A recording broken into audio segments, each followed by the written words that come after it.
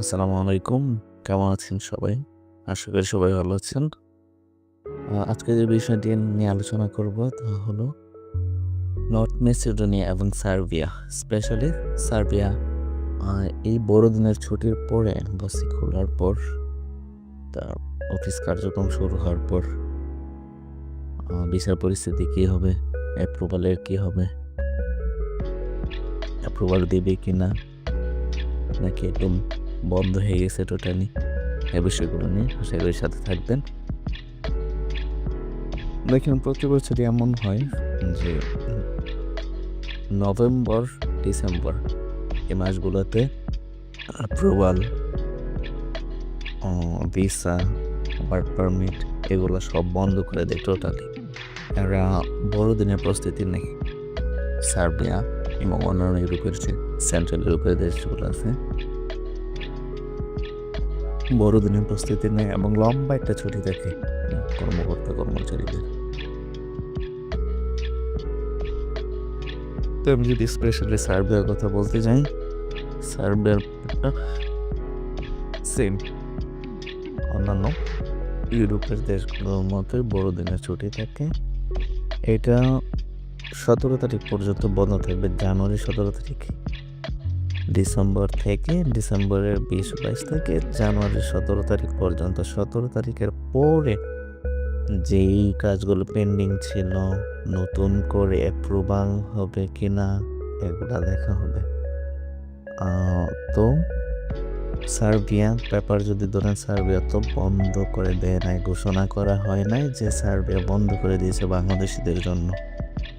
So আমার কথা হলো তাহলে এই ছুটির পরে, বড়দিনের ছুটির পরে 17 তারিখের পরে, জানুয়ারি 17 তারিখের পরে পুরোপুরি হরদম আবার কাজ শুরু হয়ে যাবে।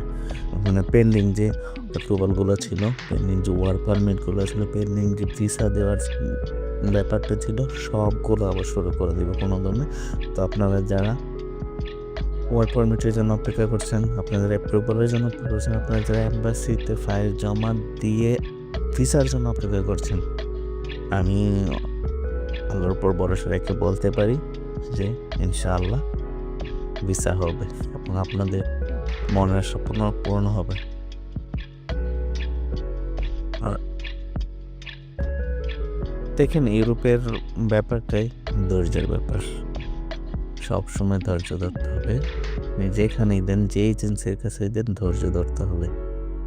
আমার জানা মতে এমন আছে অনেকে 1 বছর, 2 বছর, 3 বছর আছে এমন যে আমি দেখছি যে সেন্ট্রাল ইউরোপ না, ইতালি, ফ্রান্স, জার্মানি এগুলা না, রোমানিয়া, সার্বিয়া, নর্থ মেসিডোনিয়া এগুলার জন্য বছরের পর বছর অপেক্ষা করছে, তারপর তার রেজাল্টও পাচ্ছে। যদি আপনি ঠিকঠাক কোনো এজেন্সি ধরেন, ভালো এজেন্সি ধরেন, ভালো এজেন্সি না ধরলে আবার আপনি বছরের পর বছর, 5 বছর, 10 বছর, 20 বছর হলো কাজ হবে না। বয়স চলে যাবে, সময় চলে যাবে, কাজ হবে না।